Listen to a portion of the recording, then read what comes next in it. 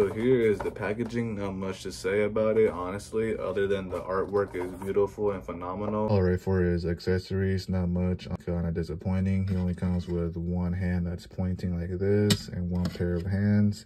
Kind of bummed out that didn't add any energy accessories. All right, so here's the figure up close out of the packaging, and he looks phenomenal. I love the coloring of the purple on this figure. It looks pretty cool. Kind of looks like translucent a little bit, but looks good in the light. Other than that, this figure is pretty cool. I also have one small complaint, which is the branding right there. I hate when companies do that, where they put their branding on like somewhere that it isn't noticeable on the figure. For instance, it's this tail right here. All right, so here he is being posed. It's really hard to stand him up. I am struggling. This is the only or one of the few poses that I can actually have him standing up like this without falling down. All right, here he is. Here's another pose, and let's talk about details on this guy. So his nails are actually painted black, which is a plus, because on the Beerus figure, his nails are purple instead of black, which they're lazy at doing. But I'm glad they didn't do this on this guy, because it would have been such a terrible mistake.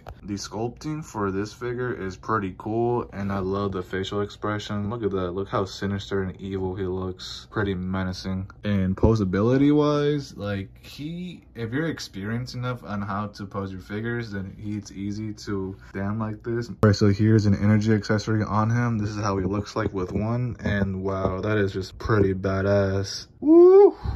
That's a cool looking alien right there.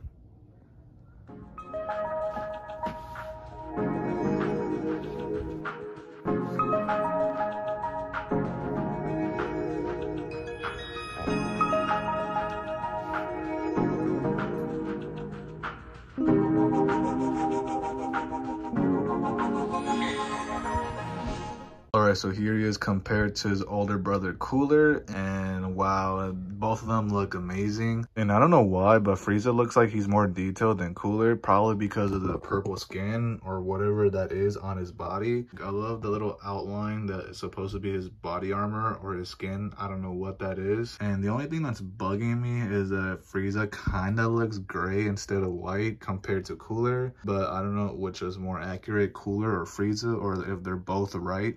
And I don't know why, but Frieza looks like he's more detailed than Cooler, probably because of the purple skin or whatever that is on his body. And comparing tails, Cooler's tail is way more bigger and just bulkier than Frieza's little tiny ass micro tail. Then here's Broly comparing to Frieza, and not bad. That's pretty accurate to any universe. And listen, man, I don't care what anyone says. I love Dragon Stars. I love the line. Comparing it to SHR figures is just crazy, because obviously SHR figures are better because they're more expensive, but these are affordable and pretty easy to get comparing to the other brand. All right, so my final thoughts on this figurine of Frieza. I am in love with it. Like, the articulation is impressive. Him being able to stand up on his own is not impressive. It's really hard, honestly, because of the big ass tail. But overall, he's a very pretty looking figure. But yeah, for $20, you can't go bad on him. And even if you don't want this figure, you can always, again, resell him or just sell him. Either way, people will still buy him for like a decent amount of money. I give this figure at 8 or 9 out of 10. And if you see him on the shelves, buy him. Other than that, that's it.